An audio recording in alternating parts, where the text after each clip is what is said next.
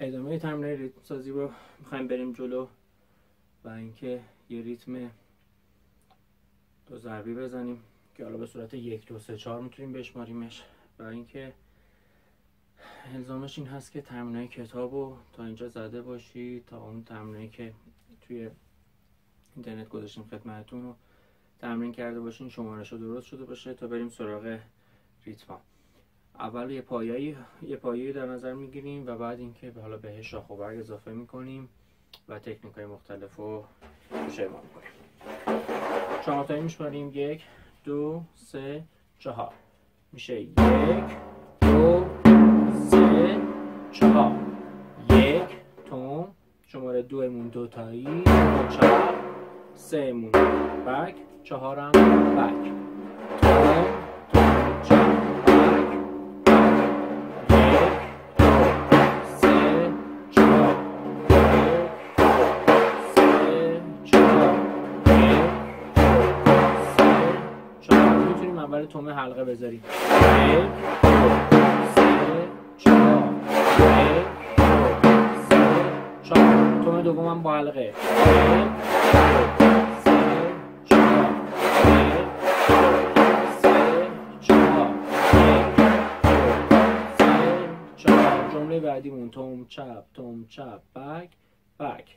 1 دو تایی، 2 دو تایی، 3 بک تنها، 4 بک تنها. 1 2 3 4 1 3. دو تا جمله کنار هم: 1 2 3 4 1 2 3 4 1 2 3 4 1 2 3 4. جمله بعدی شماره 4 مون میتونه 4 تایی باشه: بک چپ، یعنی توم چپ بک. جمله اول. جمله دوم توم چپ بک چپ. 1 2 3 4 1 2 3 4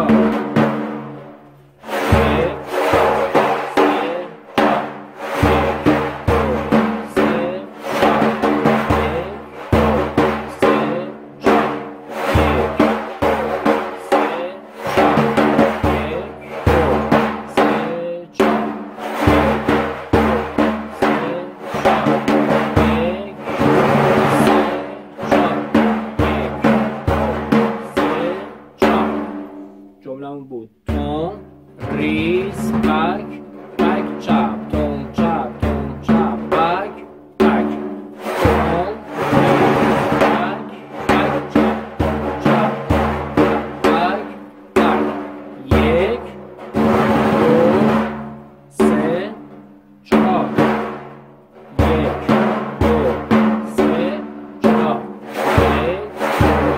مثلا میخوام 1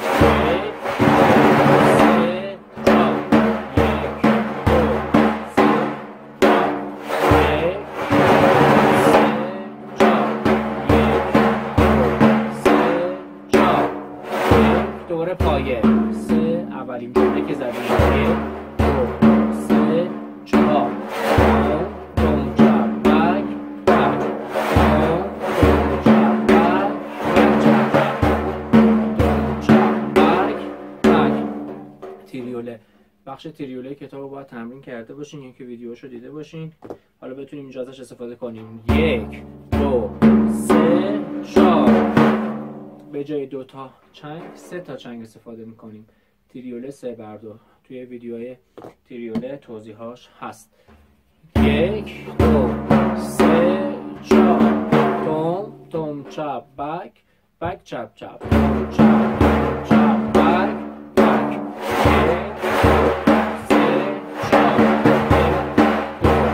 3 4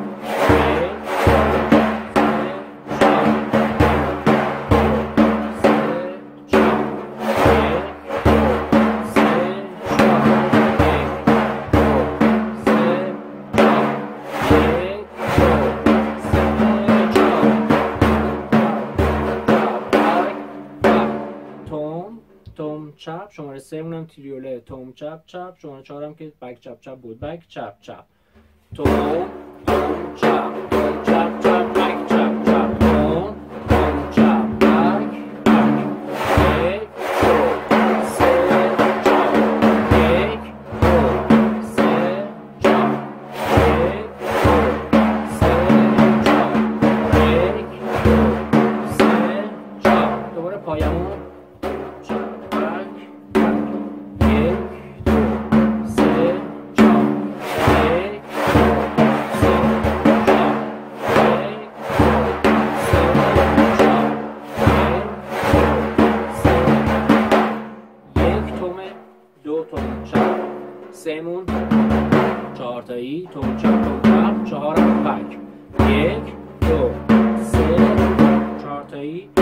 4 تکی. 1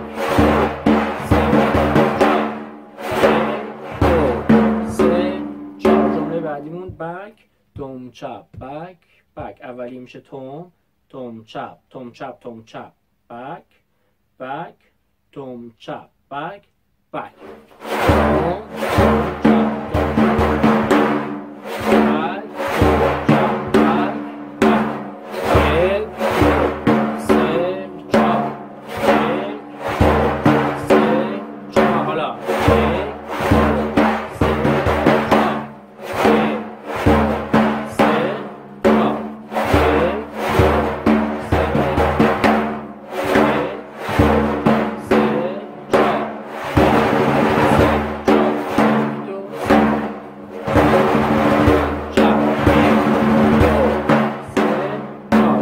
پیشریز تم تم ریز تم بک بک بک.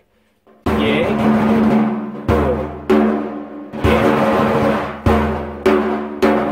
تم چپ تم ریز تم چپ یا تم ریز تم بک فرق نمیکنه. ما الان چپ میزنیم.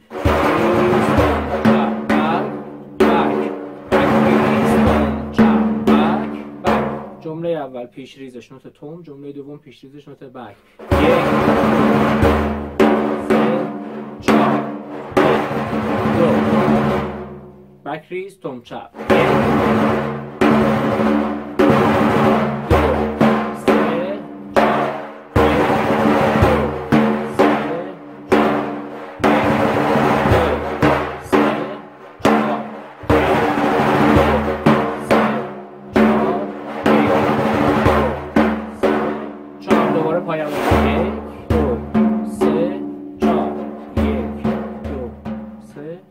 4 سرعت رو میبریم پایین. امیدوارم که کتاب خوب بزنین، شمارشتون درست باشه، بعد بتونین از این ریتم ها استفاده کنین. هر جا سوال ایرادی بود میتونید با شما تلفن اول ویدیو تماس بگیرین.